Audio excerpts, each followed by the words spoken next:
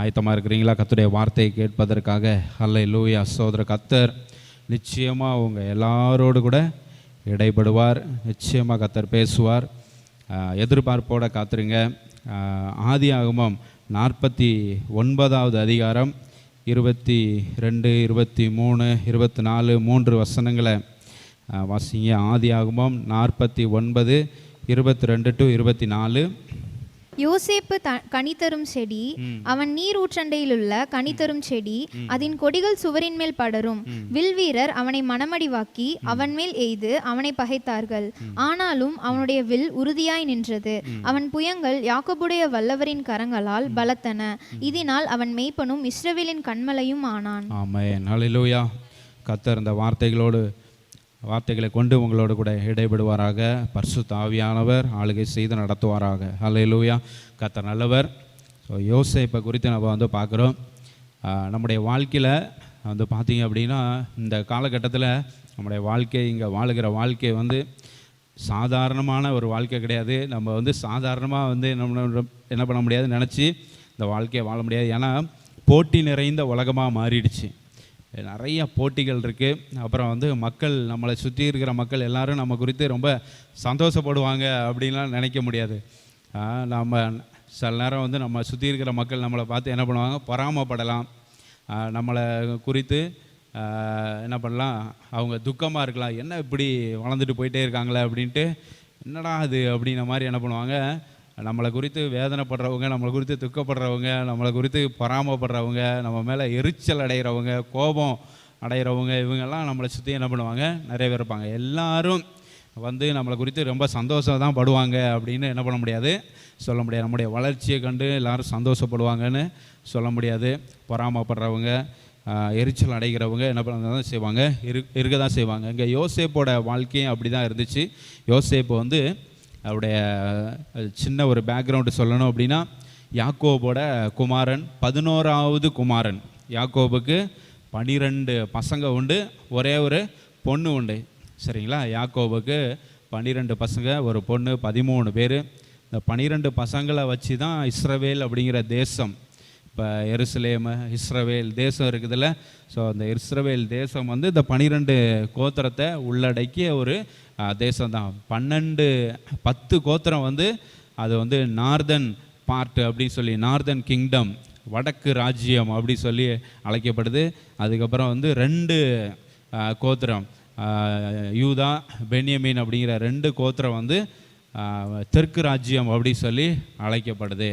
So இது சாலமோனுக்கு அப்புறம் ராஜ்யம் 2ஆக பிரிந்தது. சாலமோனுக்கு முன்னால், சாலமோன் ராஜாவுக்கு முன்னால் ஃபஸ்ட்டு சவுல் ராஜா தான் ஃபஸ்ட்டு கிங்கு இஸ்ரவேல் தேசத்தில். அதுக்கப்புறம் தாவீது ராஜா செகண்ட் கிங்கு. அதுக்கப்புறம் சாலமோன் ராஜா. ஸோ அந்த சாலமோன் ராஜாவுக்கு அப்புறம் தான் அந்த ராஜ்யம் 12 கோத்திரமும் ஒன்றா தான் இருந்துச்சு. இவங்க 3 பேரும் 12 கோத்திரத்தையும் என்ன பண்ணாங்க, ஆளுகை செய்தாங்க. நல்ல போயிட்டு இருந்துச்சு. ஆனால் அதுக்கப்புறம் வந்த சண்டைகள்னால இப்படி ராஜ்யம் என்ன ஆயிடுச்சு, 2ஆக பிரிந்து போயிட்டு.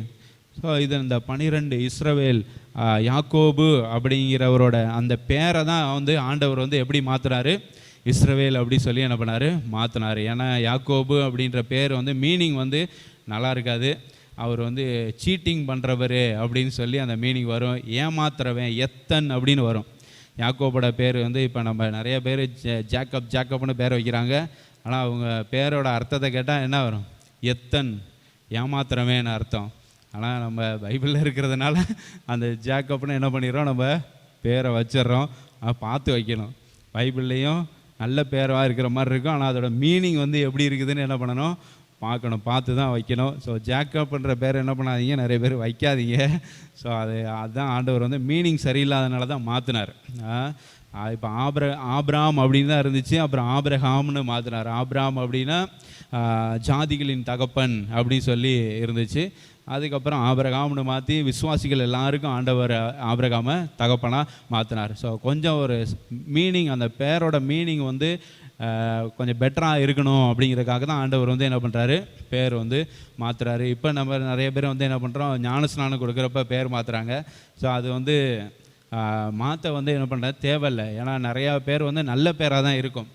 நல்ல பேராக இருக்கிறப்ப, இப்போ மல்லிகா அப்படின்ற பேர்லாம் சூப்பர் பேர் அப்படி தானே. அதை வந்து என்ன பண்ணிடுவாங்க, ஜாஸ்மின்னு மாற்றிடுவாங்க. மல்லிகைன்னா தமிழில் மல்லிகை, இங்கிலீஷில் அது ஜாஸ்மின். ஜாஸ்மின் வச்சா கிறிஸ்டின் பேர், மல்லிகான்னு வச்சா இந்து பேரா? ஸோ அப்போ வந்து அப்போல்லாம் வந்து ஒன்றுமே கிடையாது. அர்த்தம் நல்ல அர்த்தம் உள்ள பேர் அப்படின்னா அந்த பேரெல்லாம் என்ன பண்ண வேண்டாம், மாற்றவே வேண்டாம். ஆனால் கிறிஸ்டியானிட்டியில் அப்படி ஞானஸ்நானம் கொடுக்குறப்ப ஒரு மாற்றணும் அப்படிங்கிற ஒரு இது அது இப்போ. ஆனால் வந்து அதெல்லாம் நம்ம அவாய்ட் பண்ணிட்டு வர்றோம். பேர் மாற்றணுன்னு அவசியம்லாம் கிடையாது. ஸோ அப்பா அம்மா வச்ச பேர் அவங்களுக்கு விருப்பமான பேர், நல்ல பேர், அது பாட்டில் இருந்துட்டு போகுது. ஸோ அப்போ வந்து யாக்கோபோட பிள்ளைங்க 12 பேர். அந்த 12 பேரை வச்சு தான் அந்த தேசமே. ஸோ அதில் வந்து பார்த்திங்கன்னா யோசேப்பு வந்து 11ஆவது ஆள். அதுவும் வந்து பார்த்திங்கன்னா யோசேப்பு வந்து யாருக்கு பிறந்தவர் அப்படின்னா ராக்கேலுக்கு பிறந்தவர்.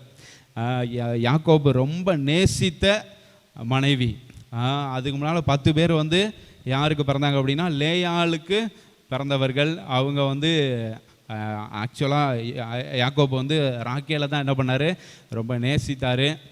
ராக்கேலுக்காகத்தான் மாமா கிட்ட அவ்வளோ வேலை செஞ்சு ராக்கேல் எனக்கு கட்டி கொடுங்க மாமா அப்படி சொல்லி அதுக்காகத்தான் வேலை செஞ்சார். ஆனால் வந்து மாமா வந்து என்ன பண்ணார், இவன் பேருக்கு தகுந்த மாதிரி அவர் ஆக்ட் பண்ண ஆரம்பிச்சிட்டார். யாக்கோபுன்னா ஏமாத்துறவனுக்கு ராக்கேலை கொடுக்க வேண்டாம் அப்படின்னு சொல்லி அவர் இவனை வந்து ஏமாற்றி என்ன பண்ணுறாரு. ஏன்னா இவன் வந்து ஏற்கனவே ஒரு தடவை ஏமாற்றி தான் இங்கே வந்திருக்கிறான். அண்ணனுக்கு சேர வேண்டிய ஆசீர்வாதங்கள் எல்லாம் ஏமாற்றி இவர் வாங்கிட்டார். யாக்கோபு வாங்கிட்டு ஏமாற்றிட்டு வந்து அப்பா மாமா கிட்ட வந்ததுனால ஆண்டவர் வந்து அதை வந்து சரி கட்டுறார். நீ ஏமாற்றிட்டு வந்து ஆசீர்வாதங்கள்லாம் வாங்கிட்டு வந்தல, ஸோ ஒன்றையும் வந்து ஒருத்தன் ஏமாற்றுவான் பாரு அப்படின்னு சொல்லிட்டு மாமா வந்து என்ன பண்ணுறாரு, லேயாளை முதல்ல கட்டி கொடுத்துட்றாரு. ஸோ லேயாளுக்கு 10 பிள்ளைகள். அதுக்கப்புறம் வந்து பார்த்திங்கன்னா ராக்கேல் ரொம்ப அதுக்கப்புறம் கொஞ்சம் நாள் கழித்து, கொஞ்சம் வருஷங்கள் கழித்து ராக்கேலையும் கட்டி கொடுக்குறாரு. நிறையா பாடுகள் உபத்திரவங்கள் எல்லாம் தாண்டி வந்து ராக்கேலை கட்டிக்கிட்டாரு. ராக்கேலுக்கு ரொம்ப நாள் குழந்தையே கிடையாது. ஆனால் ரொம்ப நாள் கழித்து, ரொம்ப வருஷங்கள் கழித்து பிறந்த குழந்தை, முதல் குழந்தை யோசேப்பு. அதனால் யோசேப்பை வந்து யாக்கோபு வந்து ரொம்ப நேசிப்பார். ஏன்னா பிடிச்ச மனைவி கிட்ட பிறந்த முதல் குழந்தை, நல்ல பையன். அதே மாதிரி பிடிச்ச மனைவிக்கிட்ட பிறந்ததுனால இவனோட கேரக்டரும் வந்து ரொம்ப நல்லாயிருக்கும். ஆண்டவரே கொடுத்த பிள்ளை யோசேப்பு வந்து யாக்கோபுக்கு ஆண்டவரே கொடுத்த பிள்ளை அப்படி சொல்லலாம். ஸோ அதனால் ரொம்ப நேசிப்பார். எல்லா பசங்களை விட, மற்ற பசங்க எல்லாரையும் விட யாக்கோபு வந்து என்ன பண்ணுவார், யோசேப்பை ரொம்ப நேசிப்பார். ஸோ அதனால் நேசித்ததுனால நிறையா செய்வார். பலவர்ண அங்கியெல்லாம் என்ன பண்ணுறாரு, வாங்கி கொடுக்குறாரு. அந்த காலத்தில் இப்போ நல்ல நேசித்த பிள்ளைகளுக்கு நல்ல ஷர்ட்டு பேண்ட்டு நல்ல இதெல்லாம் வாங்கி கொடுப்பாங்கல்ல, ட்ரெஸ் எல்லாம் வாங்கி கொடுப்பாங்க, அதில் காசெல்லாம் கொடுப்பாங்க. நீ பாட்டில் செலவு பண்ணு அப்படின்னு சொல்லிட்டு என்ன பண்ணுவாங்க, எல்லாமே செய்வாங்க நேசிக்கிற பிள்ளைகளுக்கு. அதனால் ஸோ அதே மாதிரி தான் யாக்கோபு வந்து இருந்ததுனால யோசேப்பு வந்து ரொம்ப நேசிக்கப்பட்டான். நிறையா உச்சிதமான காரியங்கள், நல்ல எக்ஸ்பென்சிவ் கிஃப்டெல்லாம் யோசேப்புக்கு வந்து கிடச்சிது. இதனால் அண்ணன்மார்களுக்கு வந்து ரொம்ப அவங்க பொறாமப்பட்டாங்க, எரிச்சல் அடைந்தாங்க, அவனை பகைத்தாங்க. ஸோ அந்த மெசேஜுக்கு என்ன தலைப்பு அப்படின்னா, உங்களை நோக்கி பாயும் அம்புகள். உங்களை நோக்கி பாயும் அம்புகள். உங்களை நோக்கி நிறைய அம்புகள் பாயும். ஆனால் அந்த அம்புகள் எல்லாம் நீங்கள் உள்வாங்கிட்டு அப்பாடான்னு உட்காந்துடக்கூடாது. ஐயோ போச்சு, இப்படி இருக்கிறாங்களே, என்னைய ஒரு லெவலுக்கு மேலே கொண்டு வர விட மாட்டுறாங்களே, அடுத்த ஸ்டேஜுக்கு வாழ்க்கையில் போக விட மாட்டுறாங்களே அப்படின்ன மாதிரி உங்களுக்கு தோணும். அது மாதிரி மக்கள் வந்து உங்களை நோக்கி என்ன பண்ணுவாங்க, அம்புகளை எய்வாங்க. அந்த அம்புகளெல்லாம் நீங்கள் வந்து உள்ளே வாங்கினாலும் நீங்கள் இன்ஆக்டிவாக மாறிடக்கூடாது, நீங்கள் செயலிழந்து போயிடக்கூடாது. நீங்கள் வந்து ஆக்டிவாகவே இருக்கணும். அல்லேலூயா. சோர்ந்து போகாமல் தொடர்ந்து முன்னேறுகிறவர்களாக இருக்கணும். எவ்வளோ அம்பு வந்தாலும் சரி, எவ்வளோ அட்டாக் வந்தாலும் சரி, நீங்கள் வந்து எல்லாவற்றையும் வந்து ஏற்றுக்கொண்டு நீங்கள் முன்னேறுகிறத யாரும் வந்து என்ன பண்ணக்கூடாது, தடுக்கக்கூடாது. நீங்கள் பாட்டில் முன்னேறி போய்கிட்டே இருக்கணும். அதே மாதிரி தான் இங்கே யோசேப்பு, எவ்வளோ காரியங்கள் அவனுக்கு விரோதமாக செய்யப்பட்டாலும், எவ்வளோ அட்டாக் பண்ணாலும், எவ்வளோ அம்பு எய்தாலும், ஆனால் யோசேப்பு வந்து எப்படி இருந்தான்னு சொல்லப்பட்டிருக்கு, அவனுடைய வில் உறுதியாய் நின்றது. அவங்க எய்தவங்க அம்பெல்லாம் வந்து எல்லாம் வந்து இதாகிடுச்சு, அழிஞ்சு போயிடுச்சு. ஆனால் யோசேப்போட வில்லு வந்து எப்படி இருந்துச்சான், உறுதியாக இருந்துச்சு அப்படி சொல்லப்பட்டிருக்கு. ஸோ நீங்கள் உறுதியாக நிற்கணும். நீங்கள் வந்து சோர்ந்தே போயிடக்கூடாது, நீங்கள் வந்து மனமடிவு ஆயிடக்கூடாது. புரியுதுங்களா? ஸோ நீங்கள் வந்து உறுதியாக இருக்கணும். யோசேப்பை போல் நீங்கள் உறுதியாக இருக்கணும். அப்படிங்கிறதுக்காக தான் இந்த செய்தி. ஒரு 3 அம்புகளை குறித்து தான் நம்ம வந்து பார்க்க போகிறோம். அதுக்கப்புறம் ஒரு சில வசனங்களை நான் சொல்லி உங்களை வந்து உற்சாகப்படுத்த போகிறேன். என்ன பண்ணுறாங்க அப்படின்னா, ஆண்டவர் வந்து யோசேப்பை வந்து எப்படி ஆசீர்வதிக்கிறார், யோசேப்புக்கு என்ன சொல்கிறார் அப்படின்னா, கனிதரும் செடி. யோசேப்பு வந்து Joseph is a fruitful person அப்படி சொல்லுவார். கனிதரும் செடி, அவன் வந்து நிறைய பேருக்கு நல்லது செய்வான் அப்படின்னு சொல்லி கனிதரும் செடியாக இருப்பான், நன்மை செய்கிறவனாக இருப்பான் அப்படின்னு சொல்லி ஆண்டவர் அவன் ஆசீர்வதிக்கிறாரு. அவன் நீரூற்றண்டையிலே கனிதரும் செடி, சாதாரண கனிதரும் செடி கிடையாது, அவன் நீர் ஊற்றண்டையில் இருக்கிற கனிதரும் செடி. இப்போ ஆத்தோரம் குளத்தோரம் இருக்கிற மரங்கள்லாம் பார்த்தீங்கன்னா நல்ல கனிதரும் நல்ல செழித்து வளரும். பாலைவனத்தில் இருக்கிறதெல்லாம் ரொம்ப அது வந்து வீக்காக இருக்கிற மாதிரி இருக்கும். ஆனால் இந்த நீரூற்றண்டைகளில் இருக்கிற மரங்கள்லாம் உங்களுக்கு தெரியும், அது நல்ல கனிதரு செடியாக இருக்கும். ஸோ அதே மாதிரி தான் யோசேப்பு வந்து நீரூற்றண்டையில் இருக்கிற கனிதரும் செடி, அதன் கொடிகள் சுவரின் மேல் படரும், நல்லா படர்ந்து அவன் நல்லா பெருகுவான், நிறையா நன்மைகளை செய்வான், அவன் மூலமாக நிறையா ஜனங்கள் ஆசீர்வதிக்கப்படுவாங்கன்னு சொல்லி கர்த்தர் அவனை ஆசீர்வதிக்கிறாரு. ஆனால் வில்வீரர் அவனை மனமடிவாக்கி அவன் மேல் எய்து அவனை பகைத்தார்கள் அப்படி சொல்லப்பட்டிருக்கு. ஸோ அப்போ வந்து என்ன பண்ணுறாங்க, வில் வீரர்னா அவனோட சகோதரர்கள், யோசேப்போட சகோதரர்கள் என்ன பண்ணுறாங்க, யோசேப்பை மனமடிவாக்குறாங்க. அப்புறம் அவன் மேலே பல அம்புகளை எய்கிறாங்க, ரொம்ப அட்டாக் பண்ணுறாங்க. அதுக்கப்புறம் என்ன பண்ணுறாங்க, அவனை எவ்வளோ பகைக்க முடியுமோ அவ்வளோ பகைக்கிறாங்க. ஸோ அப்படி இருந்தாலும் அவனுடைய வில் உறுதியாய் நின்றது. ஹல்லேலூயா, ஸ்தோத்திர, கர்த்தர் நல்லவர். அவன் ஆனால் சோர்ந்து போகவே இல்லை, யோசேப்பு சோர்ந்து போகவே இல்லை, யோசேப்பு மனம் அடிவாகி போகலை, யோசேப்போட வில் உறுதியாக நின்றது அப்படி சொல்லி பார்க்குறோம்.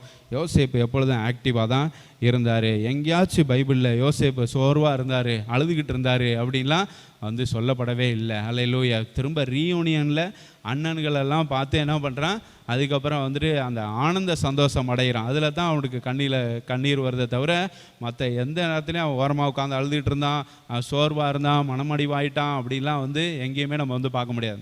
அவன் செய்கிற காரியத்தை அவன் செய்து கொண்டே இருந்தான். ஏன்னா கர்த்தர் யோசேப்போட இருந்தார். ஹல்லேலூயா. கர்த்தர் யோசேப்போட இருந்ததுனால அவனுடைய காரியங்கள் எல்லாம் கர்த்தர் வாய்க்க செய்தார். என்னென்ன முயற்சிகள் எடுக்கான எல்லாத்தையும் கர்த்தர் வாய்க்க செய்தார். இடையில பல துன்பங்கள் பல பிரச்சனைகள் வரலாம், ஆனால் எல்லாவற்றையும் கடந்து போக எல்லாவற்றையும் தாண்டி போக கர்த்தர் உதவி செய்தார். ஸோ முதலாவது யோசேப்பை வந்து எப்படிப்பட்ட அம்புகளை எய்து அவனை மனமடி வாக்குனாங்க அப்படின்னா, பொறாமை அப்படிங்கிற அன்பு, jealousy. First arrow is arrow of jealous, பொறாமை அப்படிங்கிற, ஹேட்ரட் அப்படிங்கிற அம்பு, arrow of hatred, arrow of jealous அப்படி சொல்லலாம். வெறுப்பு, பகை, பொறாமை அப்படிங்கிற அம்புகளை வந்து என்ன பண்ணுறாங்க, அவன் மேலே யோசேப்பு மேலே எய்கிறாங்க. ஆதியாகமம் 37வது அதிகாரத்துக்கு வாங்க. ஆதியாகமம் 37வது அதிகாரத்தில் தான் யோசேப்போட சம்பவம் வந்து ஆரம்பிக்குது. இங்கே தான் 37லேருந்து 50 அதிகாரம் ஆதியாகமத்தில் உண்டு, 50வது அதிகாரம் வரை யோசேப்பு சம்பவம் இருக்கும். ஸோ இப்போ 37வது 14 அதிகாரங்கள்.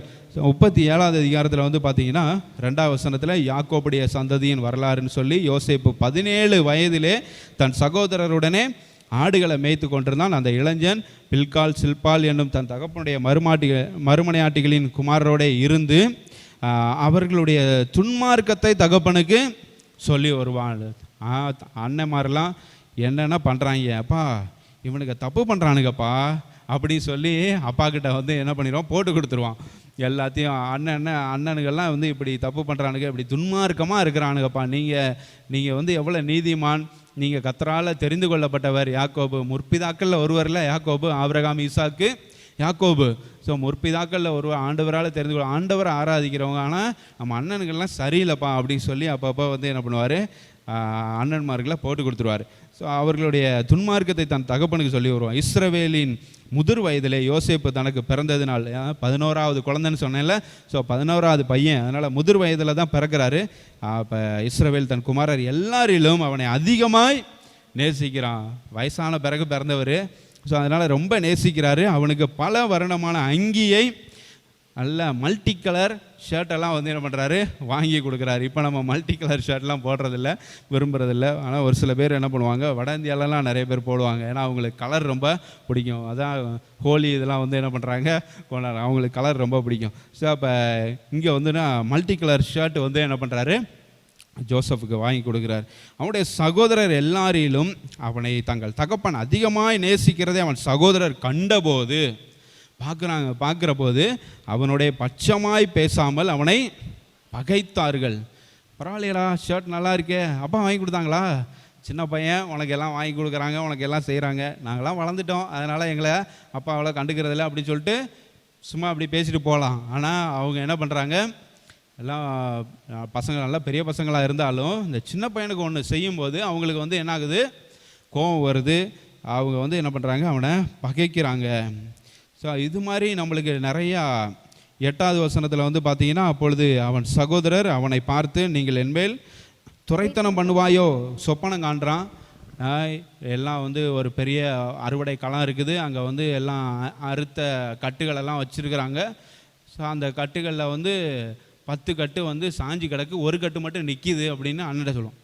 ஏய் 10 கட்டுனா அப்போ நாங்கள் 10 பேர், உன் கட்டு மட்டும் நிற்கிது அப்படின்னா நீ நிற்ப, நாங்கள்லாம் சாஞ்சி கிடப்போமா, உங்ககிட்ட வந்து காலில் விழுவோமா நாங்கள் அப்படி சொல்லிட்டு கோவப்படுறாங்க.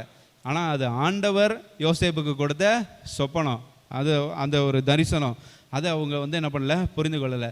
சரி பரவாயில்ல அப்படியா, சரி அப்படின்னு சொல்லி அதை ஒரு நகைச்சுவையாக எடுத்துகிட்டு என்ன பண்ணல, அவங்க போகலை, சீரியஸாக எடுத்துகிட்டு அவனை இன்னும் அதிகமாக என்ன பண்ணுறாங்க, பகைக்கிறாங்க. அப்போ வந்து அவன் சொப்பனங்களின் நிமித்தமும் அவன் வார்த்தைகளின் நிமித்தமும் இன்னும் அதிகமாய் பகைத்தார்கள். நிறையா இடத்துல இங்கே வந்து பார்த்தீங்கன்னா பகைத்தார்கள்னு வரும். 4வது வசனம் கடைசியில் வந்து பார்த்தீங்கன்னா பேசாமல் அவனை பகைத்தார்கள். அதுக்கப்புறம் 5வது வசனத்தில் கடைசியில் இன்னும் அதிகமாய் பகைத்தார்கள். அப்புறம் 8வது வசனத்தில் கடைசியில் இன்னும் அதிகமாய் பகைத்தார்கள். ரொம்ப பொறாமைப்படுறாங்க, அதனால் பகைக்கிறாங்க.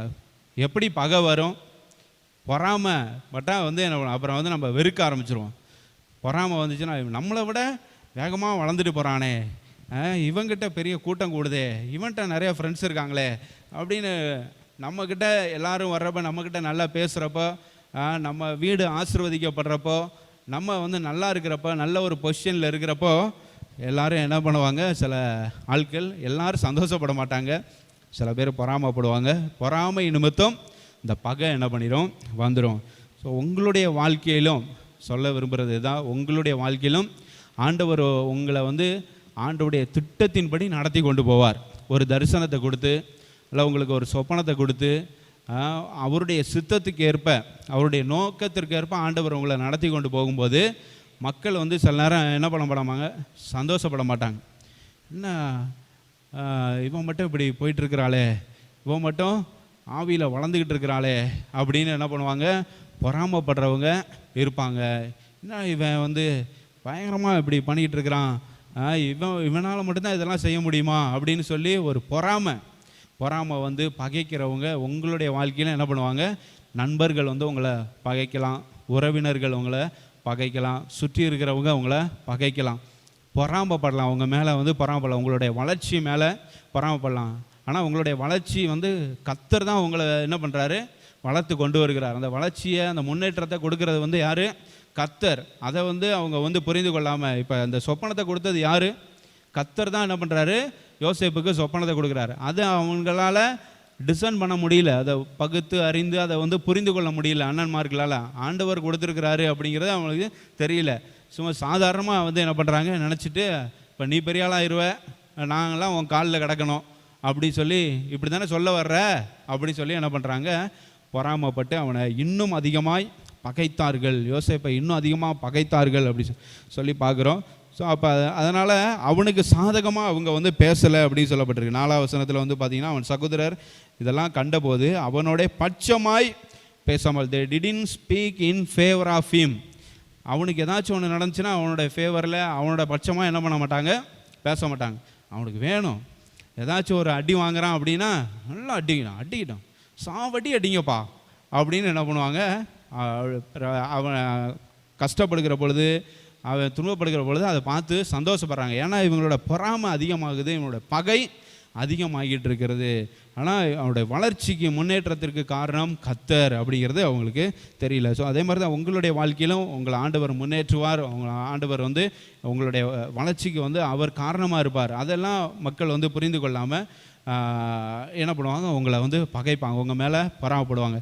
இந்த அம்புகள், உங்களை நோக்கி வருகிற அம்புகள் பொறாமையின் அம்புகளாக இருக்கலாம், பகையின் அம்புகளாக இருக்கலாம். ஆனால் நீங்கள் அதெல்லாம் பார்த்து என்ன பண்ணிடக்கூடாது, பயந்துடக்கூடாது.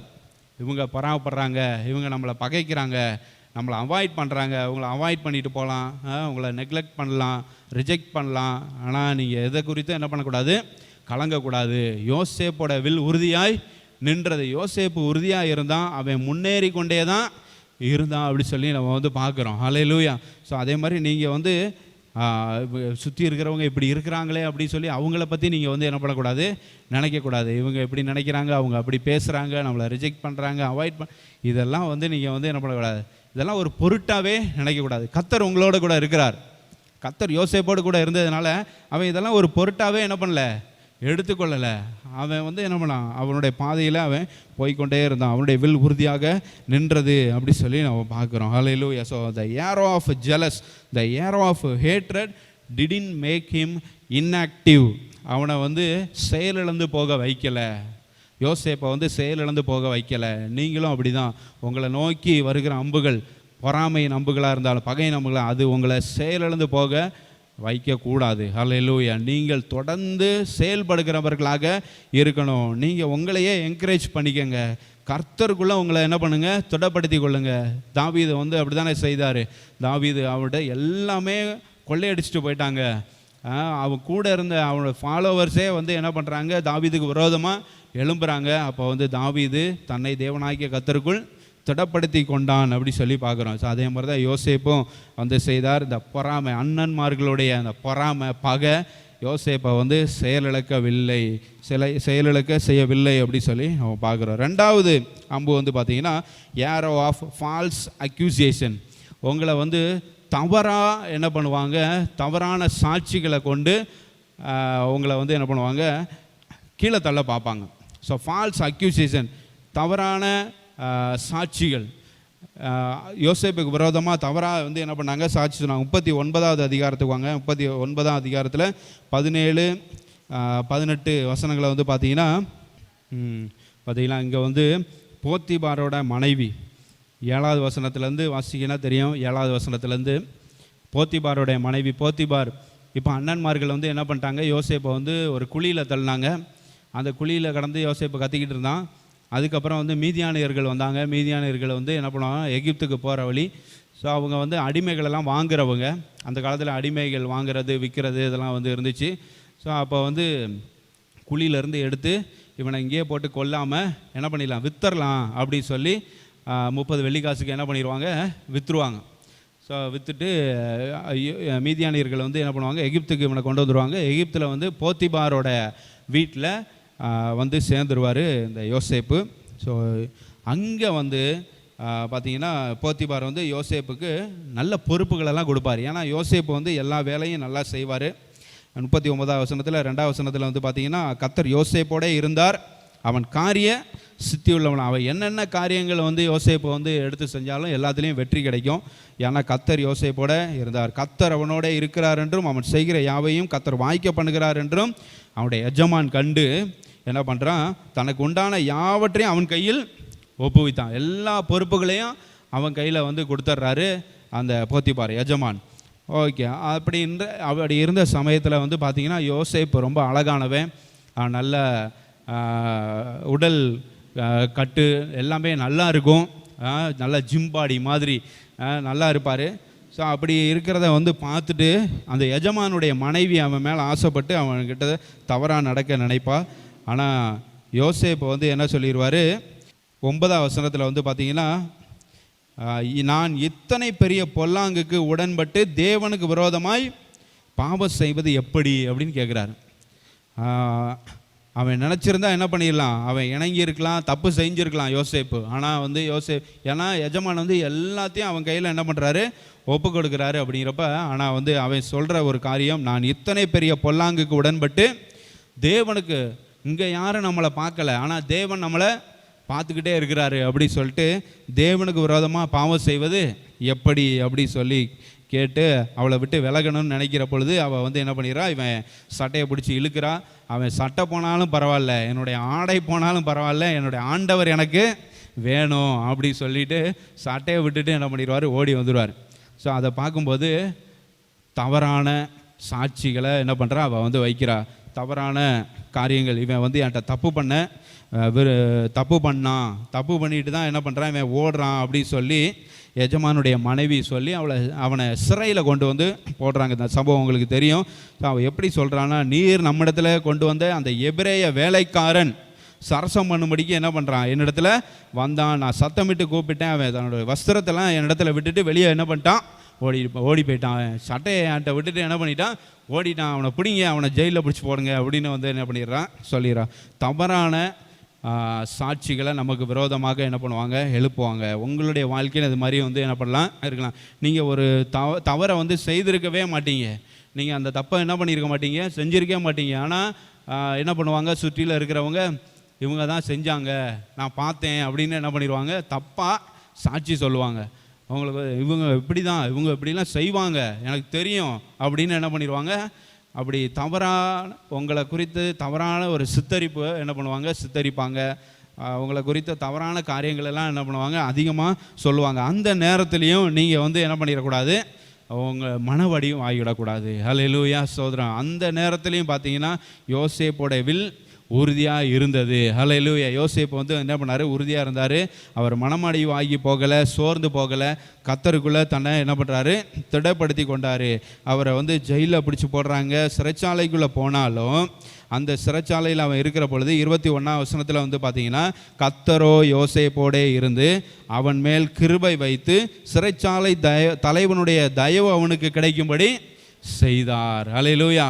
ஸோ தவறான காரியங்களை சொல்லி அவனை சிறைச்சாலையில் கொண்டு வந்து போட்டாலும், சிறைச்சாலைக்கு போனாலும் சிறைச்சாலையில் யோசேப்போட கர்த்தர் இருந்தார் அப்படி சொல்லி நம்ம பார்க்குறோம். ஹல்லேலூயா. ஸோ அப்போ வந்து ஃபால்ஸ் அக்யூசேஷன், தவறான சாட்சிகளை கொண்டு உங்கள் மேலே அம்புகளை எய்வாங்க. ஆனால் அதை என்ன பண்ணிடக்கூடாது, அதை வாங்கிட்டு நீங்கள் மனமடி வாங்கிவிடக்கூடாது. ஆஹா அப்படி சொல்லிட்டு சோர்ந்து போய்விடக்கூடாது. இப்படி தவறாக சொல்கிறாங்களே நம்மளை குறித்து, இப்படி நம்ம செய்யாத ஒன்றை செஞ்சேன்னு சொல்கிறாங்களே அப்படி சொல்லிட்டு நீங்கள் என்ன பண்ணிடக்கூடாது, சோர்ந்து போகக்கூடாது. யோசேப்பு வந்து சிறைச்சாலையில் இருந்தாலும் சோர்ந்தே போகலை. ஏன்னா கர்த்தர் யோசேப்போட கூட என்ன பண்ணுறாரு, இருக்கிறாரு. அங்கே பார்த்தீங்கன்னா சிறைச்சாலை தலைவன் யோசேப்பு கையில் எல்லாத்தையும் என்ன பண்ணுறான், எல்லா பொறுப்பையும் ஒப்பு கொடுக்குறான். இங்கே கீழே பார்த்தீங்கன்னா தெரியும், 22ஆம் வசனத்தில் சிறைச்சாலை தலைவன் சிறைச்சாலையில் வைக்கப்பட்ட யாவரையும் யோசேப்பின் கையில் ஒப்புவித்தான். அங்கே பிரிசன் கார்டு வந்து என்ன பண்ணுறான், சிறைச்சாலை தலைவன் சிறைச்சாலையில் உள்ள யாரையும் நீங்கள் இவங்களை எல்லாத்தையும் நீ பார்த்துக்கப்பா அப்படி சொல்லி யோசேப்போட கையில் ஒப்பு கொடுக்கறத வந்து பார்க்குறோம். அதுக்கப்புறம் வந்து அங்கே அவர்கள் செய்வது எல்லாவற்றையும் யோசேப்பு வந்து என்ன பண்ணுறான், செய்வித்தான். அப்படி சிறைச்சாலை தலைவன் என்னென்ன செய்வாரோ எல்லாத்தையும் யோசேப்பு வந்து என்ன பண்ணுறான், செய்கிறான். கர்த்தர் அவனோட இருந்தபடினாலும், அவன் எதை செய்தானோ அதை கர்த்தர் வாய்க்க பண்ணினபடினாலும், அவன் வசமாக இருந்த யாதொன்றையும் குறித்து சிறைச்சாலை தலைவன் விசாரிக்கவே இல்லை. என்னப்பா எல்லாத்தையும் இப்படி திறந்து விட்டியா, அவங்க குளிச்சாங்களா, அவங்களுக்கு சாப்பாடு போட்டியா, செஞ்சியா வச்சியா, இந்த மாதிரி எதையுமே சிறைச்சாலை தலைவன் யோசேப்பிட்ட விசாரிக்கவே இல்லை. ஏன்னா யோசேப்பு எல்லாமே பர்ஃபெக்டாக செஞ்சிருவார் அப்படின்னு சிறைச்சாலை தலைவனுக்கு தெரியுது. ஸோ அந்த அளவுக்கு சிறைச்சாலையிலையும் ஒரு நல்ல ஒரு பொசிஷனை அங்கே யோசேப்புக்கு கிடைக்க கர்த்தர் கிருபை கொடுக்குறார். ஹல்லேலூயா. யோசேப்பின் மேலே கர்த்தர் தயவு வைக்கிறார். அப்போ அந்த நம்மளை தவறாக சித்தரிச்சிட்டாங்களே, நம்மளை குறித்து தவறாக சொல்லிட்டாங்களே, நம்மளை வந்து செய்யாததை செய்தேன்னு சொல்லிட்டாங்களே அப்படி சொல்லி சோர்ந்து போய் ஒரு மூலையில் போய் உட்காந்துருந்தானா சிறைச்சாலை தலைவன் யோசேப்பை கூப்பிட்டு இவ்வளோ பொறுப்புகளை கொடுத்துருப்பாரா? என்னமோ வந்தான் அப்படி இந்த மூலையிலே தான் இருக்கான், இப்படி தான் இருக்கான், ஒன்றுமே பேச மாட்டேங்கிறான், சாப்பிடவும் மாட்டேங்கிறான்னு அப்படி இருந்தானா யோசேப்புக்கு இந்த ஒரு பொறுப்புகள்லாம் வந்திருக்குமா? பாருங்கள், எங்கே போய் சிறைச்சாலையில் போய் இருந்தாலும் அவர் ஆக்டிவாக இருக்கிறார், மனமடிவாகலை. ஹல்லேலூயா. கர்த்தருக்குள்ளே அவர் இருக்கிறத நம்ம வந்து பார்க்குறோம். ஸோ உங்களை நோக்கி தவறான காரியங்கள், தவறான அம்புகள், தவறான சாட்சிகள் அப்படிங்கிற அம்புகள், ஹல்லேலூயா, பொய் குற்றச்சாட்டுகள் அப்படிங்கிற அம்புகள் வந்தாலும் நீங்கள் வந்து என்ன பண்ணிடக்கூடாது, சோர்ந்து போயிடக்கூடாது. ஹல்லேலூயா. இனிமேல் சோர்ந்து போக மாட்டீங்க அப்படி சொல்லி நான் விசுவாசிக்கிறேன். அப்படி தானே? உங்களை நோக்கி பாய்கிற அம்புகள், உங்களை நோக்கி வருகிற அம்புகள் எப்படிப்பட்ட அம்புகளாக இருக்கும்? வெறுப்பு மிகுந்த அம்புகளாக இருக்கும், பொறாமை மிகுந்த அம்புகளாக இருக்கும், பகை மிகுந்த அம்புகளாக இருக்கலாம். எப்படிப்பட்ட அம்பாக இருந்தாலும் சரி, நீங்கள் வந்து சோர்ந்து போயிடக்கூடாது. அது ரெண்டாவது அம்புகள் வந்து எப்படி வரலாம்? பொய் குற்றச்சாட்டுகள் அப்படிங்கிற அம்புகள் உங்களை நோக்கி பாயலாம். ஆனால் நீங்கள் வந்து என்ன பண்ணக்கூடாது? சோர்ந்து போகக்கூடாது. அடுத்ததாக ஸோ இப்போவும் ஒருவேளை நீங்கள் வந்து தப்பு செய்திருந்தாலும், இப்போ உள்ள கால சூழ்நிலைக்கு சொல்கிறேன், ஆண்டவர் வந்து ஒன்ஸ் ஒருத்தரை வந்து மன்னிச்சிட்டார் அப்படின்னா அவ்வளோதான், அவர் மன்னிக்கப்பட்டாச்சு. அவருடைய பாவங்களை எல்லாம் எங்கே கொண்டு ஆண்டவர் போடுவார்னா கடலின் ஆழத்தில் கொண்டு போட்டுருவார் அப்படின்னு சொல்லப்பட்டிருக்கு. அல்லேலூயா. நம்முடைய பாவங்களெல்லாம் ஆண்டவர் எங்கே கொண்டு போட்டுறாரா? கடலின் ஆழத்தில் கொண்டு போட்டுறாரு. திரும்பி பார்க்க மாட்டார். இவன் இப்படி தப்பு செஞ்சவன் தானே அப்படின்னு மக்கள் தான் அப்படி பார்ப்பாங்க. ஆனால் ஆண்டவர் வந்து நம்ம தப்பு செய்திருந்தோம், தப்பு செஞ்சிட்டோம், ஆண்டவர்கிட்ட மன்னிப்பு கேட்டோம், ஆண்டவர் மன்னிச்சிட்டாரு, முடிஞ்சிச்சு அப்படின்னா ஆண்டவர் அந்த தவறை வச்சு நம்மளை வந்து என்ன பண்ண மாட்டார்? பார்க்க மாட்டார். என்ன இருந்தாலும் இவன் இப்படி தப்பு பண்ணவன் தானே அப்படின்னு அந்த ஒரு ஸ்க்ரீனை முன்னால் போட்டு நம்மளை ஆண்டவர் வந்து என்ன பண்ணுறதில்ல, பார்க்குறதே இல்லை. ஸோ ஆண்டவரை இயேசு கிறிஸ்துவை பின்பற்றுகிற நாமும் அப்படி தான் இருக்கணும். ஒருத்தரை பார்க்கும்போது அவருடைய தவறுகள் அவங்க செஞ்ச தவறுகள் நமக்கு முன்னால் என்ன பண்ணக்கூடாது? வரக்கூடாது. ஏன்னா அவங்களோட பர்சனல் லைஃப், அவங்களோட பர்சனல் ரிலேஷன்ஷிப் வித் காடு இதெல்லாம் நம்மளுக்கு வந்து என்ன பண்ணாது? தெரியாது. அவங்க கர்த்தரோட ஐக்கியமாகி அவங்க வந்து கர்த்தருக்குள்ளே என்ன பண்ணிடலாம்? திரும்ப ஒப்புரவாகி நல்ல ஒரு நிலைமைக்கு இப்போ வந்திருக்கலாம். ஆனால் நீங்கள் வந்து அவரை வந்து என்ன பண்ணிட்டு இருக்கிறீங்க? இவன் இப்படி தப்பு செஞ்சவன் தானே, இவன் இப்படிப்பட்டவன் தானேன்னு பார்த்துருக்கீங்க. ஆனால் கர்த்தர் அவரை மன்னித்து அவரை இப்போ எங்கேயோ வந்து கொண்டு வந்துட்டார். ஏதோ நல்ல ஒரு பொசிஷனுக்கு வந்து என்ன பண்ணிட்டாரு? ஆண்டவர் கொண்டு வந்துட்டார். ஆனால் நீங்கள் வந்து இப்போவும் அப்படியே பார்த்துட்டு இருந்தீங்கன்னா நீங்கள் தான் வந்து கீழே போவீங்களே தவிர அவர் வந்து மேலே தான் போயிட்டு இருப்பார். புரியுதுங்களா? ஸோ அதனால் வந்து இப்போவும் நீங்கள் வந்து ஒருத்தர் வந்து தப்பு செய்கிறாரு, தவறு செய்தார், அவர் திருந்திட்டாரு அப்படின்னா திருந்தின பிறகு அவரோட தப்பை வச்சு என்ன பண்ணக்கூடாது? அவரோட தவறுகளை வைத்து அவரை வந்து என்ன பண்ணாதீங்க? ஒருத்தரை வந்து பார்க்காதீங்க. அது யாராக இருந்தாலும் சரி. அல்லேலூயா. அவங்க திருந்திட்டாங்க, ரிப்பெண்ட் ஆகிட்டாங்க, மனம் திரும்பிட்டாங்க அப்படின்னா அவ்வளோதான், அதோடு அது முடிஞ்சு. அதை நம்ம வந்து பழைய காரியங்களை வந்து என்ன பண்ணக்கூடாது? யோசித்து நம்ம பார்த்து கொண்டே இருக்கக்கூடாது. இப்போ உள்ள சூழ்நிலைக்கு நான் வந்து அதையும் சொல்ல விரும்புகிறேன். இப்போ வந்து அந்த தவறு செய்தவர் அவருக்கு நேராக பாய்கிற அம்புகள் பொய் குற்றச்சாட்டுகள், பொய்யான பார்வை, அவர் மேலே அந்த குற்றத்தை வைத்தே பார்க்குற அந்த பார்வை, இதெல்லாம் அம்புகளாக வரும். அதை பார்த்துட்டு அவர் வந்து என்ன பண்ணிடக்கூடாது? சோர்ந்து போயிடக்கூடாது. நீங்கள் வந்து அதை பார்த்துட்டு என்ன பண்ணிடக்கூடாது? உங்களை வந்து ஒருத்தர் வந்து இப்படி பார்க்குறாரு, நம்ம தவறுகளை வச்சே பார்த்துட்டு இருக்கிறாங்க அப்படின்னா நீங்கள் வந்து அதை வந்து நம்ம பார்க்குற பார்வையே சரியில்லையே, நம்ம அப்படி செஞ்சதெல்லாம் ஞாபகம் வச்சுக்கிட்டே பார்க்குறான் அப்படின்ன மாதிரி என்ன பண்ணக்கூடாது? நீங்கள் வந்து நினச்சிட்டு நீங்கள் சோர்ந்து போயிடக்கூடாது. அப்படி சோர்ந்து போயிட்டீங்கன்னா நீங்கள் முன்னேற முடியாமல் போயிடும். ஸோ யோசேப்பு வந்து அப்படி வந்து செய்யலை. அல்லேலூயா. சிறைச்சாலைக்குள்ளே போனாலும் பொய் சாட்டப்பட்டு சிறைச்சாலைக்குள்ளே போனாலும் அங்கே அவர் சந்தோஷமாக இருக்கிறார். அவர் செய்கிற காரியங்கள்லாம் ஆக்டிவாக செய்கிறார். சிறைச்சாலையிலேருந்து ஆக்டிவாக செஞ்சு அங்கே உள்ள ரெஸ்பான்சிபிலிட்டிஸ் எல்லாம் வாங்கி அங்கே ஒரு பெரிய லீடராக மாறிட்டார். ஜெயிலுக்குள்ளே போய் ஒரு பெரிய லீடராக அவர் வந்து மாறிட்டார் அப்படி சொல்லி பார்க்குறோம். அல்லேலூயா, ஸ்தோத்திரம். அதனால் பொய் குற்றச்சாட்டுகள் அப்படிங்கிற அம்புகள் உங்களை ஒன்றும் செய்யக்கூடாது அப்படி சொல்லி நான் இயேசுவின் நாமத்தில் விசுவாசிக்கிறேன். மூன்றாவது அம்புகள் வந்து பார்த்தீங்கன்னா ஏரோ ஆஃப் பெனிஃபிஷியர்ஸ் ஃபர்கெட்டிங் எஸ். நம்மளை வந்து நம்மளுக்கு நன்மை, நம்ம ஒருத்தருக்கு வந்து நன்மை செய்திருப்போம், நம்ம மூலமாக அவர்கள் நிறையா நன்மை பெற்றிருப்பாங்க, நிறையா ஆசீர்வாதங்களை பெற்றிருப்பாங்க, அவங்க நம்மளை வந்து என்ன பண்ணிடுவாங்க? மறந்துடுவாங்க. அது வந்து ஒரு அம்பு. ஏன்னா உனக்கு நான் எவ்வளோ செஞ்சுருக்கிறேன், என்னைய மறந்துட்டியே அப்படின்ன மாதிரி இருக்கும். ஸோ அது வந்து என்னென்னா ஒரு அம்பு.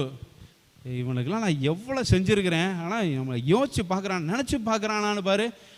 நம்மளை நினைக்கிறதே இல்லை, நம்மளை பற்றி யோசிக்கிறதே இல்லை, இப்படிலாம் வந்து இருக்கு. அப்படி வந்து என்ன பண்ணுவோம்? அந்த மாதிரி நம்ம நினச்சி பார்க்கும்போது அது ஒரு ஏரோ, அது நம்மளை வந்து தாக்கும். யோசிக்க மாட்டானே, நம்மளை பற்றி நினைக்க மாட்டானே, நம்மள்கிட்ட எவ்வளோ நன்மையை வாங்கினான் அப்படின்ட்டு நம்மளுக்கு இருக்கும். அது ஒரு ஏரோவாக நம்மளை வந்து குத்தும். ஆனால் அதுலேயும் நீங்கள் வந்து என்ன பண்ணிடக்கூடாது? சோர்ந்து போகக்கூடாது. யோசேப்போட வாழ்க்கையில் அது உங்களுக்கு தெரியும். 40வது அதிகாரத்துக்கு வாங்க. 40வது அதிகாரத்தில் வந்து பார்த்தீங்கன்னா அங்கே சிறைச்சாலையில் வந்து உள்ள 2 பேர் இருக்காங்க. பானபாத்திரக்காரன் ஒருத்தன் இருக்கான், சுயம்பாயிகளின் தலைவன் ஒருத்தன் இருக்கிறான். ஸோ சுயம்பாயிகளின் தலைவன் அப்புறம் பானபாத்திரக்காரன், இந்த 2 பேரும் ஒரு கனவு காண்றாங்க, சொப்பனம் காண்றாங்க. அந்த சொப்பனத்துக்கு யோசேப்பு வந்து என்ன பண்ணுறாரு? விளக்கம் கொடுக்குறாரு. விளக்கம் கொடுத்ததுக்கப்புறம் யோசேப்பு வந்து 14வது வசனத்தில் சொல்கிறார் பாருங்க, 40:14, ஆதியாகமம் 40:14, இதுதான் அதன் அர்த்தம் என்று சொன்னதுமன்றி, நீ வாழ்வடைந்திருக்கும் போது என்னை நினைத்து என் மேல் தயவு வைத்து என் காரியத்தை பார்வோனுக்கு அறிவித்து இந்த இடத்திலிருந்து என்னை விடுதலையாக்க வேண்டும் அப்படி சொல்கிறான். நீ பானபாத்திர காரன், உனக்கு நீ அந்த தண்ணி ஊற்றி கொடுக்குறல, திராட்சை ரசம் ஊற்றி கொடுக்குற பொறுப்பு திரும்ப உனக்கு கொடுப்பாங்க. அவனை சுயம்பாயிகளின் தலைவன் தான் உண்மையிலே குற்றவாளி. அவனை வந்து என்ன பண்ணிடுவாங்க, தூக்கு போட்டுருவாங்க, அவனை தூக்கில் போட்டுருவாங்க. நீ வந்து என்ன பண்ண போகிற, அரண்மனைக்கே திரும்ப போக போகிற, பார்வோன்கிட்ட போய் திராட்சை ரசத்தை திரும்ப என்ன பண்ண போகிற, ஊற்றி கொடுக்க போகிற. அப்போது என்ன மறந்துடாதடா, நான் உனக்கு செய்த நன்மைகளை என்ன பண்ணிடாத, மறந்துடாத. உனக்கு தீர்க்க தரிசனமாக நான் சொல்லியிருக்கிறேன், நீ திரும்ப அரண்மனைக்கு போவேன்னு நான் வந்து என்ன பண்ணுறேன், தீர்க்க தரிசனமாக நான் வந்து சொல்கிறேன். நான் இங்கே ஜெயிலில் இருந்தப்போ நான் உன்னைய நல்லா தான் என்ன பண்ணிக்கிட்டேன், பார்த்துக்கிட்டேன். நம்மகிட்ட தான் பொறுப்பு இருந்துச்சு, உன்னை நல்லா தான் பார்த்துக்கிட்டேன் அப்படி சொல்லிட்டு, நீ வாழ்வடைந்து இருக்கும்போது, நீ நல்லா இருக்கும்போது, நீ அரண்மனையில் போய் நல்லா வாழும்பொழுது என்ன பண்ணாத, என்ன மறந்துடாத, என் காரியத்தை என்ன பண்ணு, பார்வோனுக்கு அறிவி அப்படின்னு சொல்லிட்டு, இந்த இடத்துலேருந்து என்னை எப்படியாச்சும் விடுதலை ஆக்கிரு, இந்த சிறைச்சாலையிலேருந்து என்னை வெளியில் கொண்டு வாடா அப்படின்னு வந்து சொல்லியிருப்பான். ஆனால் அவன் வந்து என்ன பண்ண மாட்டான். 23ஆம் வசனம் பாருங்கள். ஆனாலும் பானபாத்திரக்காரரின் தலைவன் யோசேப்பை நினையாமல் அவனை மறந்து விட்டான். அங்கே அரண்மனைக்கு போய் நல்லா வாழ்ந்திருக்கும்போது, ராஜாவுக்கு நல்ல திராட்சை ரசம்லாம் ஊற்றி கொடுத்துக்கிட்டு இருக்கும்போது, எப்போயுமே யோசேப்போட நினைப்பே பானபாத்திரக்காரனுக்கு என்ன பண்ணல, வரவே இல்லை. யோசேப்பு அவனுக்கு எவ்வளோ தூரம் தீர்க்க தரிசனம் சொல்லி அவனுக்கு எவ்வளோ நன்மைகளை செய்திருக்கிறான். ஆனால் பானபாத்திரக்காரன் என்ன பண்ணல, யோசேப்பை நினச்சே பார்க்கல, மறந்துட்டான். ஸோ இதே மாதிரி நம்முடைய வாழ்க்கையில் நடக்கும். ஒருத்தவங்களுக்கு நம்ம நிறையா என்ன பண்ணியிருப்போம், நன்மை செய்திருப்போம்.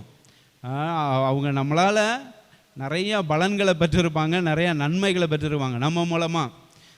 அவங்க வந்து ஒரு காலகட்டத்தில் அவங்க ஒரு நல்ல பொசிஷனுக்கு போகும்போது, இல்லை நல்லா இருக்கும்போது, நல்லா வாழ்ந்துருக்கும்போது நம்மளை பற்றி யோசிக்கவே மாட்டாங்க, நம்மளை பற்றி நினச்சி கூட பார்க்க மாட்டாங்க. இப்படி ஒரு குடும்பம் அங்கே இருந்துச்சே, அவங்க நம்மளுக்காக நல்லா ஜெபம் பண்ணாங்களே, அவங்க நம்மளை நல்லா நடத்துனாங்களே அப்படி சொல்லி யோசிச்சே என்ன பண்ண மாட்டாங்க, பார்க்க மாட்டாங்க. அவங்களுடைய லைஃபு, அவங்களோட காரியம், எதிர்காலம் அப்படின்னு பார்த்துட்டு போய்கிட்டே இருப்பாங்க. இங்கே கடந்து வந்த பாதையில் யார் நம்மளுக்கு ரொம்ப உதவியாக இருந்தாங்க, யார் நமக்காக ஜெபம் பண்ணாங்க, நம்மளுக்கு யார் நிறைய உதவிகளை செய்தாங்க அப்படிங்கிறதெல்லாம் வந்து என்ன பண்ண மாட்டாங்க, யோசிச்சே பார்க்க மாட்டாங்க. உங்களுடைய ஃப்ரெண்ட்ஸ்லேயே நிறைய பேர் வந்து என்ன பண்ணலாம், அப்படி இருக்கலாம். நீங்கள் நிறையா அவங்களுக்கு தெரியாத காரியத்தெல்லாம் சொல்லி கொடுத்துருப்பீங்க, சப்ஜெக்டு விஷயத்தில் வந்து நிறையா வந்து என்ன பண்ணியிருப்பீங்க, ஹெல்ப் பண்ணியிருப்பீங்க. அவன் ஒரு வேளை ரொம்ப புவராக இருக்கலாம், ஒரு ஏழையாக இருந்தால் நீங்கள் வந்து உங்களுக்கு வாங்குகிற நேரத்தில் அவனுக்கும் என்ன பண்ணலாம், நீங்கள் நிறையா வாங்கி கொடுத்துருந்துருக்கலாம். பென்சில், பேனா ஏதாச்சும் என்ன பண்ணிடலாம், வாங்கி கொடுத்துட்டே இருந்திருக்கலாம். எல்லாம் படிப்பெல்லாம் முடிஞ்சு நீங்கள் இப்போ படிச்சு தான் இருக்கிறீங்க, ஒரு வேளை படிப்பெல்லாம் முடிஞ்சு நீங்கள் ஒரு ஜாபுக்கு போகிறீங்க. ஆனால் நீங்கள் உதவி செய்தவன் உங்களை விட பெரிய ஆளாயிட்டான்னு வைங்களேன், நீங்கள் என்ன நினைப்பீங்க, அவன் நம்மளை நினைக்கணும் அப்படின்னு நினைப்பீங்களா இல்லையா? நம்மளோட பெரிய ஆளாயிட்டான், நம்மளுக்கு ஏதாச்சும் அவன் வந்து உதவி உதவினா இந்த பொசிஷன்லேருந்து அடுத்த பொசிஷனுக்கு வர்றதுக்கு அவன் உதவி செஞ்சால் நல்லா இருக்கும் அப்படின்னு நினைக்கிறப்ப அவன் உங்களை கண்டுக்கவே மாட்டான். அவன் உங்களை பற்றி நினப்பு அவனுக்கு இல்லவே இல்லை. நீங்கள் உதவி செய்ததெல்லாம் அவன் நினச்சியோ பார்க்கல, அப்படி கண்டு காணாமல் போயிட்டுருக்கிறான் அப்படின்னா உங்களுக்கு எப்படி இருக்கும்? உங்களை அந்த அம்பு வந்து உங்களை குத்துற மாதிரி இருக்காது பயங்கரமாக? அவனை பார்க்குறப்பெல்லாம் எவ்வளோ நன்மைகளை பெற்றவன் இப்படி போகிறான் பாடுறா, கண்டுக்கவே மாட்டான் அப்படின்ற மாதிரி என்ன பண்ணும். அது அப்போ வந்து அது உங்கள் நெஞ்சில் அம்பு பாயிற மாதிரி இருக்கும். அதெல்லாம் கடந்து போகணும். அல்லேலூயா. அதெல்லாம் கடந்து போக கற்றுக்கொள்ள வேண்டும். இங்கே யோசேப்பு வந்து அப்படி நினச்சிட்டு, இவ்வளோ தூரம் பானபாத்திரக்காரனுக்கு உதவி செஞ்சுருக்கோம், இவன் போய் நல்லா அங்கே போய் வாழ்ந்துருக்கான், நல்லா தண்ணி ஊற்றி கொடுத்துட்ருக்கிறான் ராஜாவுக்கு, நம்மளை பற்றி ஒரு வார்த்தை சொல்கிறானா என்ன? ஆனால் சொல்லவே இல்லை, ஒன்றுமே நடக்கலை. கடைசியில் ஏதோ ஒரு வருஷத்தில் ராஜாவுக்கு ஒரு சொப்பனம் வருது. அப்போ தான் யோசிச்சு பார்க்குறான், ஆகா நம்மளும் ஒரு சொப்பனம் கண்டான், அதுக்கு தானே அவன் அர்த்தம் சொன்னான். இங்கேயும் பார்த்தீங்கன்னா அந்த ராஜா வந்து சொப்பனம் கண்டு அதுக்கு விளக்கம் கேட்குறப்ப எந்த ஒரு மந்திரவாதிகள், எந்த ஒரு குறி சொல்கிறவங்க யாருக்கும் அந்த இடத்துல வந்து அதை அர்த்தம் சொல்ல முடியல. அப்போ ராஜா வந்து ரொம்ப குழம்பி போய் இருக்கிறப்ப அப்போ தான் பானபாத்திரக்காரனுக்கு நினப்பு வருது, ஆகா நம்மளுக்கு சொப்பனத்துக்கு ஒரு அர்த்தம் சொன்னானே, சிறைச்சாலையில் இருக்கிறானே, அவனை நினைப்பு போட்டுக்கிறான். அப்பொழுது தான் அப்போ பாருங்கள், அவ்வளோ வருஷம் அவன் சிறைச்சாலையில் எவ்வளோ கஷ்டப்பட்டிருப்பான், அவன் எவ்வளோ துன்பத்தை அனுபவிச்சிருப்பான். என்ன தான் நல்ல ஒரு பொசிஷனில் அங்கே இருந்தாலும் இருக்கிறது எது, சிறைச்சாலையில் இருக்கிறானே. ஸோ அதில் தானே வெளியில் வரணும்னு ஆசைப்பட்றான். அதை செய்யாமல் பல வருஷங்கள் ஆயிட்டே அப்படி சொல்லி, அப்போ அந்த வருஷங்கள்லாம் அவள் எவ்வளோ கஷ்டப்பட்டிருப்பா யோசேப்பு. ஆனால் யோசேப்பு மனமடிவாகலை. அல்லேலூயா. அதனால் இன்ஆக்டிவாக ஆகிடலை, செயலிழந்து போகலை. சொல்கிறானா இல்லையா டெய்லி ஒரு நிமிஷத்துக்கு ஒருக்க அதே யோசித்து பார்த்துக்கிட்டு இருந்தானா, இவன் சோர்ந்து போய் ஒரு மூலையில் உட்காந்துட வேண்டியதுதான். ஆனால் அப்படியெல்லாம் யோசேப்பு அதை யோசித்து பார்த்துக்கிட்டே இருக்கவில்லை. அவன் சொல்லுவானா, இன்றைக்கி சொல்லிடுவானா, இப்போ இந்த டைமில் ஊற்றி கொடுக்க போவானே, இப்போ சொல்லிடுவானா அப்படின்னு சொல்லி யோசித்து பார்த்துக்கிட்டே இருந்தானா, இவனால் ஒன்றுமே செய்ய முடியாது இங்கே சிறைச்சாலையில். ஆனால் இவன் சிறைச்சாலையில் அதே பொசிஷனை மெயின்டைன் பண்ணுறான். அவன் அதே தலைவனாக இருக்கிறான். தலைவனாக இருந்து தான் என்ன பண்ணுறான், அதுக்கப்புறம் சிறைச்சாலை தலைவன்ட்டு அங்கே என்ன பண்ணுறான், அந்த எகிப்துக்கே பிரைம் மினிஸ்டராக மாறுறாரு. ஃபஸ்ட்டு இவரோட இது பார்த்திங்கன்னா ஸ்லேவ் டு பிரைம் மினிஸ்டர் தான் இவரோட ஜேர்னியே. ஒரு அடிமையாக விற்கப்பட்டு எகிப்துக்கு வந்தவன் தான். அந்த ஸ்லேவாக இருக்கிறான், அடிமையாக இருந்துட்டு பிரைம் மினிஸ்டர் லெவலுக்கு என்ன பண்ணுறாரு, உயர்கிறாரு யோசேப்பு. அப்போ அந்த பிரைம் மினிஸ்டர் லெவலுக்கு போகிறப்ப, பிரதமர் லெவலுக்கு போகிறப்போ, அது போகிறதுக்கு முன்னால் எவ்வளோ அம்புகள் அவரை நோக்கி பாய்ந்திருக்கும்.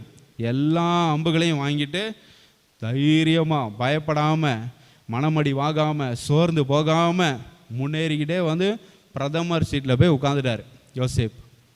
அந்த அளவுக்கு கர்த்தர் யோசேப்போட இருந்து அவனை என்ன பண்ணுறாரு, உயர்த்துக்கிறத நம்ம பார்க்குறோம்.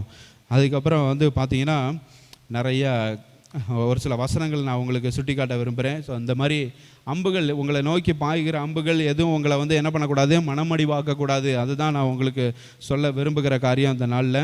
அதுக்கப்புறம் ஆதியாகமம் 49:24 நம்ம ஏற்கனவே வாசித்தோம். 49:24 அவனுடைய வில் உறுதியாய் நின்றது, அவன் புயங்கள் யாக்கோபுடைய வல்லவரின் கரங்களால் பலத்தன. அவர் பலத்து கொண்டே தான் போனார், இதனால் அவன் மேய்ப்பனும் இஸ்ரவேலின் கண்மலையும் ஆனான் அப்படின்னு சொல்லப்பட்டிருக்குது. அதுக்கப்புறம் 25ஆம் வசனத்தில் உன் தகப்பனுடைய தேவனாலே அப்படி ஆயிற்று, யெகோவாகிய தேவனாலே அப்படி ஆயிற்று, அவர் உனக்கு துணையாக இருப்பார். எப்படி இந்த அம்புகளெல்லாம் வாங்கிட்டு மனமடிவாகாமல் தொடர்ந்து முன்னேற முடிஞ்சுது, யார் கூட இருக்கிறா, சர்வ வல்லவராலே அப்படி ஆயிற்று. அவர் உனக்கு துணையாக இருப்பார். அவர் உயர வானத்திலிருந்து உண்டாகும் ஆசீர்வாதங்களினாலும் கீழே ஆழத்தில் உண்டாகும் ஆசீர்வாதங்களினாலும் ஸ்தனங்களும் கற்பங்களும் கூறிய ஆசீர்வாதங்கள்னாலும் உன்னை ஆசீர்வதிப்பார் அப்படின்னு சொல்லப்பட்டிருக்கு. அல்லேலூயா, ஸ்தோத்திரம். அப்புறம் 118வது சங்கீதத்துக்கு வாங்க. 118வது சங்கீதம் 13வது வசனம். அப்போ நம்ம விழும்படி நம்மளை என்ன பண்ணுவாங்க, நிறைய பேர் தள்ளுவாங்க. ஆனால் கர்த்தர் நம்மை குனிந்து தூக்குகிறவராக இருக்கிறாரு. அந்த கர்த்தர் நம்ம கூட இருக்கிற பொழுது நீங்கள் சோர்ந்து போகக்கூடாது. நீங்கள் விழுந்தாலும் என்ன பண்ணக்கூடாது, சோர்ந்து போகக்கூடாது. நீதிமான் 7 தரம் விழுந்தாலும் எழுந்திருப்பான் அப்படின்னு வசனம் சொல்லுது. அல்லேலூயா. அப்போ உங்களை விழும்படி தள்ளலாம். சுற்றி இருக்கிறவங்க, நண்பர்கள், உறவினர்கள் எல்லாம் நீங்கள் விழுந்து போகணும், ஒன்றுமே இல்லாமல் போயிடணுன்னு உங்களை தள்ளலாம். ஆனால் கர்த்தர் உங்களோட கூட இருக்கிறார், நீங்கள் மேலே வருவீங்க. அல்லேலூயா. கர்த்தர் உங்களை நிச்சயமாக உயர்த்துவார். அப்போ அவருடைய யோசேப்புடைய வில் உறுதியாக இருந்தது அப்படி சொல்லி பார்க்குறோம். யோபு 29:20 வாசிங்க. யோபு 29:20 ஒரு சில வசனங்கள் சொல்லி உங்களை உற்சாகப்படுத்துகிறேன். சோர்ந்தே போகக்கூடாது நீங்கள், அதனால தான். அப்போ என் மகிமை என்னில் செழித்தோங்கி என் கையில் உள்ள என் வில் புதுபலன் கொண்டது அப்படி சொல்லப்பட்டிருக்கு. ஹல்லேலூயா. இப்போ யோபு எந்த சூழ்நிலையில் இருக்காரு, எந்த சூழ்நிலையில் இருந்தாலும் அவர் எப்படி சொல்கிறாரு, என் கையில் உள்ள என் வில் புதுபலன் கொண்டது. யோபு ரொம்ப வீக் ஆகுறாரு, ரொம்ப பருக்களால் பாதிக்கப்பட்டு பயங்கரமான ஒரு சுச்சுவேஷனில் அவர் இருக்கிறாரு. அப்படி இருந்தும் எப்படி யோபுவால் இப்படி சொல்ல முடியும், என் மகிமை என்னில் செழித்தோங்கிட்டு அப்படி சொல்கிறாரு, என் கையில் உள்ள என் வில் புதுபலன் கொண்டது. ஏன்னா கர்த்தர் அவரோட கூட இருக்கிறார். எந்த சூழ்நிலையிலும், எந்த வியாதி வந்தாலும், எந்த பலவீனம் வந்தாலும் எல்லாத்தையும் ஓட எடுத்து சொரிஞ்சிக்கிட்டு இருக்கிறாரு. அந்த டைம்லையும் அவருக்கு தெரியுது கர்த்தர் அவரோட கூட இருக்கிறார் அப்படின்னு. அதனால தான் அவருடைய வில் புதுபலன் கொண்டது அப்படின்னு வந்து என்ன பண்ணுறாரு, அவரே புதுபலன் கொண்ட மாதிரி ஃபீல் பண்ணி சொல்கிறாரு. ஸோ அப்போ என்ன சூழ்நிலையில் நீங்கள் இருந்தாலும் நீங்கள் புதுபலன் அடையணும். அல்லேலூயா.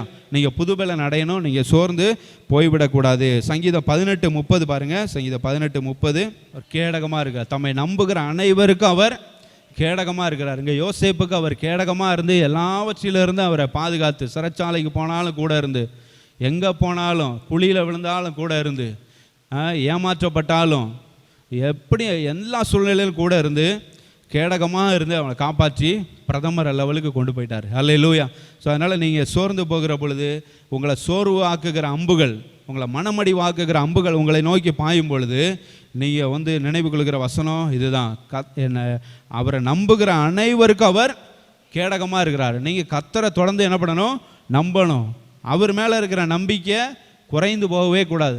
அப்படி இருந்துச்சுன்னா நிச்சயமாக நீங்கள் வந்து மேலே மேலே உயர்ந்து கொண்டே தான் இருப்பீங்க. ஏசாயா 28:16 வாசிங்க. ஏசாயா 28:16 விசுவாசிக்கிறவன் பதறான், believers will not be shaken. Alleluia. நீங்கள் ஆண்டவரை விசுவாசிக்கிறவங்களாக இருந்தீங்கன்னா எந்த அம்பு உங்களை நோக்கி பாய்ந்தாலும் நீங்கள் வந்து பதற மாட்டீங்க, பதஷ்டப்பட மாட்டீங்க. எப்படிப்பட்ட அம்புகள், மனமடி வாக்குகிற அம்புகள், சோர்ந்து போக வைக்கிற அம்புகள், பகைங்கிற அம்பு, பொய் குற்றச்சாட்டுங்கிற அம்பு, எந்த அம்பு உங்களை நோக்கி பாய்ந்து வந்தாலும் நீங்கள் பதறவே மாட்டீங்க. ஏன்னா நீங்கள் விசுவாசி, கர்த்தருடைய பிள்ளை. அல்லேலூயா. அதில் நீங்கள் வந்து உறுதியாக இருக்கணும். நான் விசுவாசி, நான் பதற மாட்டேன் அப்படிங்கிற அந்த ஃபெய்த் கன்ஃபஷன் உங்களுக்கு தெரிஞ்சிருக்கணும். நான் ஒரு விசுவாசி, நான் வந்து எந்த ஒரு சூழ்நிலை வந்தாலும் நான் பதற மாட்டேன் அப்படின்ற மாதிரி அப்படி இருக்கணும். அல்லேலூயா. கர்த்தர் உங்களை அப்படி நடத்துவாராக. உபாகமம் 32:4 பாருங்கள். உபாகமம் 32:4 அவர் வழிகளெல்லாம் நியாயமானது. நீங்கள் எந்த வழியாக கடந்து போனாலும் கர்த்தர் உங்களோடு கூட இருக்கும்போது கர்த்தருடைய வழி எப்படிப்பட்டது, நியாயமானது. அவர் நியாயக்கேடில்லாத சத்தியமுள்ள தெய்வம். அவர் வந்து ஒரு நியாயக்கேட்டுக்கு நேரம் உங்களை என்ன பண்ண மாட்டார், நிச்சயமாக வழி நடத்த மாட்டார். அவர் நீதியும் செம்மையுமானவர். செம்மையான வழியில் உங்களை கொண்டு போய் என்ன பண்ணுவார், உங்களை பிரதமர் ஆக்கி தான் விடுவார். அல்லேலூயா. யோசேப்பு வந்து பிரதமர் ஆகி தான், அப்போ பிரதமரில் அந்த பொசிஷன்லேயே இருந்து தான் இறந்து போனார். அந்த அளவுக்கு யோசேப்பை வந்து ஆண்டவர் உயர்த்தினார். ஸோ அப்போ நீங்களும் நல்ல ஒரு பொசிஷனுக்கு வரணும் அப்படின்னா ஆண்டவரை உறுதியாக என்ன பண்ணணும், பற்றி கொள்ளணும். ஏன்னா அவர் நீதியும் செம்மையுமான தேவன், நியாயக்கேடில்லாத தேவன், நியாயம் செய்கிற தேவன். உங்களுக்காக நியாயம் விசாரிப்பார், உங்களுக்காக அவர் வழக்காடுவார். நீங்கள் அவரை உறுதியாக பற்றி கொள்வது தான் உங்களுடைய வேலை. அவர் உங்களுக்காக எல்லாவற்றையும் என்ன பண்ணுவார், செய்வார். யோசேப்புக்காக அப்படி தான் செய்தார். யோசேப்பு சிறைச்சாலைக்கு போன பிறகு இவர் ஏதாச்சும் வாதாடினாரா? யோசேப்பு ஏதாச்சும் கோர்ட்டில் போய் வாதாடிக்கிட்டு இருந்தாரா? எதுவுமே வாதாடல. ஆண்டவரே அவருக்காக செயல்பட்டார். பார்வோனுக்கு ஒரு கனவை கொடுத்து இவனை என்ன பண்ணார், அங்கே கொண்டு போனார், அரண்மனைக்கு கொண்டு போனார். அப்போ பாருங்கள், நம்ம வழக்காட வேண்டிய அவசியம் இல்லை. கர்த்தர் நமக்காக நியாயம் விசாரிப்பார். கர்த்தர் நமக்கு நியாயம் செய்கிற தேவனாக அவர் இருக்கிறாரு. ஹல்லேலூயா. இப்போ ஆதியாகமம் இந்த சங்கீதம் 118:22 பாருங்கள். சங்கீதம் 118:22 ஆகாதுன்னு தள்ளுன கல் மூளைக்கு தலைக்கல் ஆயிற்று. ஓகே, அந்த வசனம் வாசிக்க வேணாம், நம்ம தெரிஞ்ச வசனம். 118:22 ஆகாதுன்னு வீடு கட்டுகிறவர்கள் ஆகாதுன்ற தள்ளின கல்லை மூளைக்கு தலைக்கல். இயேசு கிறிஸ்துவும் அதை எடுத்து சொல்லியிருக்கார். மத்தேயு 21:42 இயேசு கிறிஸ்துவும் அதே வசனத்தை எடுத்து சொல்லியிருக்கிறார். ஆகாதுன்று அவங்க தள்ளுனாங்க, அது மூளைக்கு தலைக்கல் ஆயிற்று. அந்த தலைக்கல் வந்து யாரு? இயேசு கிறிஸ்து. ஹல்லேலூயா. இயேசுவையே தள்ளுனாங்க, ஆனால் இயேசு கிறிஸ்துவை இப்போ எல்லாரும் வழிபடுகிற அளவுக்கு ஆண்டவர் அவரை உயர்த்தி வைத்திருக்கிறார். ஹல்லேலூயா. ஸோ அவர் தலைக்கல்லாக, கார்னர் ஸ்டோனா, சீஃப் கார்னர் ஸ்டோனா என்ன பண்ணியிருக்காரு, இயேசு கிறிஸ்து இருக்கிறாரு நமக்கு. ஹல்லேலூயா. சோதரன் அப்போ வந்து கர்த்தரை விசுவாசிக்கிறது, கர்த்தர் மேலே நம்பிக்கை வைக்கிறது, கர்த்தரை உறுதியாக பற்றி கொள்கிறது எவ்வளோ அவசியம். ஏன்னா நம்மளை உலகமே தள்ளுனாலும் கர்த்தர் நம்மளை உயர்த்த வல்லவராக இருக்கார், தலைக்கல்லாக மாற்ற அவர் வல்லவராக இருக்கிறாரு. ஆதியாகமம் 45 வாங்க.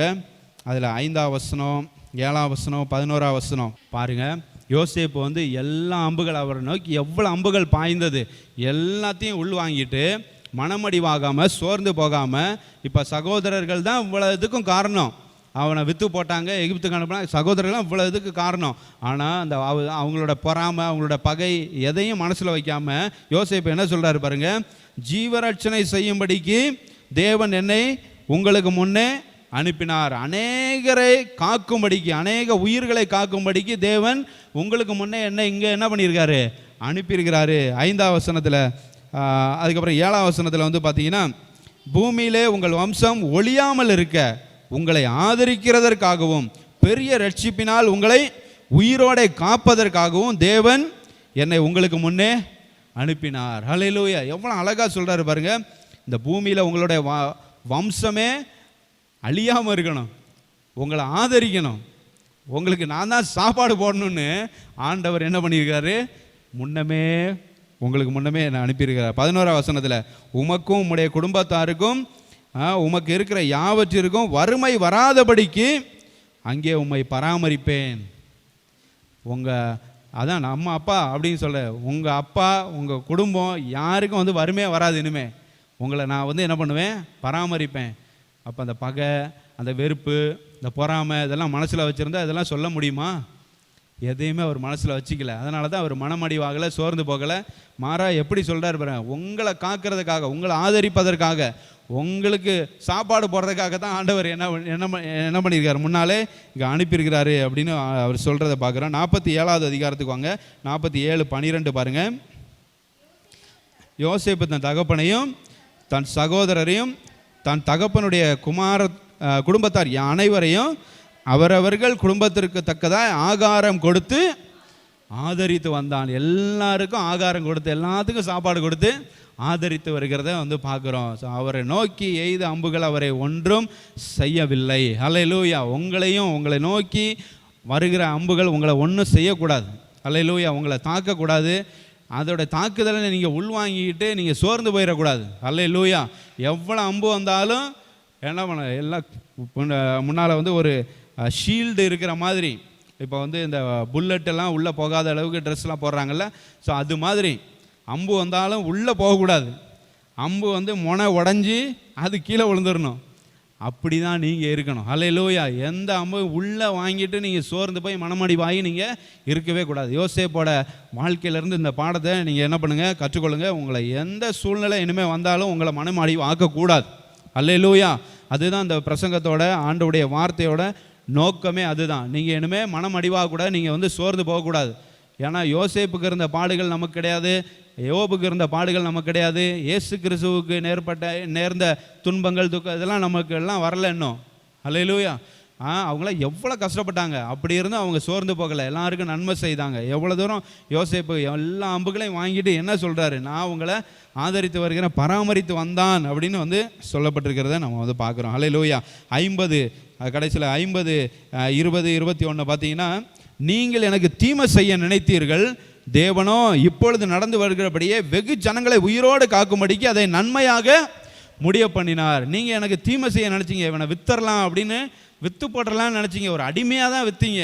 ஆனால் வெகு ஜனங்களை உயிரோடு நிறைய ஜனங்களை உயிரோடு காக்கும்படிக்கு தேவன் அதை நன்மையாக முடிய பண்ணினார். நீங்கள் தீமை நினச்சிங்க, ஆண்டவர் கர்த்தர் ஆனால் அதை நன்மையாக மாற்றிட்டாரு. அதனால் 21 வசனத்தில் சொல்கிறேன், அதில் பயப்படாதிருங்கள், நான் உங்களையும் உங்கள் குழந்தைகளையும் பராமரிப்பேன் அப்படி சொல்ல அவர்களுக்கு ஆறுதல் சொல்லி அவர்களோட பச்சமாய் பேசினான். ஆனால் அவனோட பச்சமாக என்ன பண்ணல, அந்த காலத்தில் பேசலை. 17 வயசில் பலவர்ண அங்கெல்லாம் போட்டு இருக்கும்போது யோசேப்பு பட்சமாக சகோதரர்கள் பேசலை. ஆனால் இங்கே யோசேப்பு சகோதரர்கள் பட்சமாக பேசுகிறாரு. ஹல்லேலூயா. அப்போ எய்யப்பட்ட அம்பெல்லாம் எங்கே போச்சு?